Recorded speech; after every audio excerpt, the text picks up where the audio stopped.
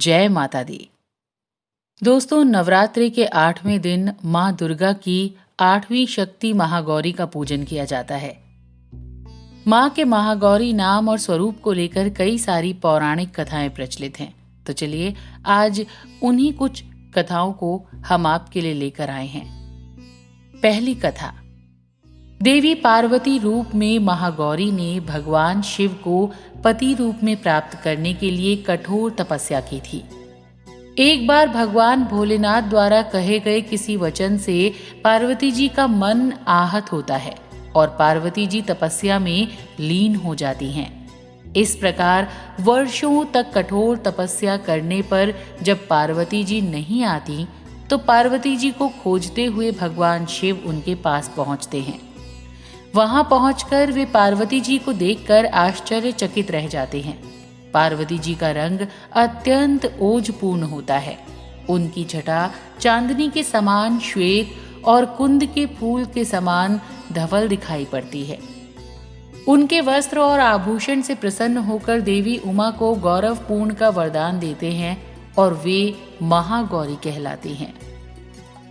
दोस्तों, राजा हिमावन के घर बेटी के रूप में जन्मी छोटी पार्वती ने बालपन से शिव को पाने के लिए कड़ी तपस्या की।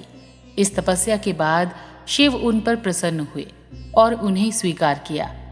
कड़ी तपस्या के ताप से माता महागौरी का शरीर काला हो गया और उस पर धूल मिट्टी जम गई। शिव ने उन्हें गंगा जल से नहलाया, तब मां का शरीर स्वर्ण के समान कांतिमय हो गया। मां तभी से महागौरी के नाम से जानी जाती हैं। तो चलिए अब हम आपको सुनाते हैं माँ गौरी से जुड़ी हुई दूसरी कथा। महागौरी की एक दूसरी कथा जो बहुत प्रचलित है, जिसके अनुसार जब माँ उमा वन में तपस्या कर रही थी तभी एक सिंह वन में भूखा विचर रहा था एवं भोजन की तलाश में वहां पहुंचा जहां देवी उमा तपस्या कर रही थी।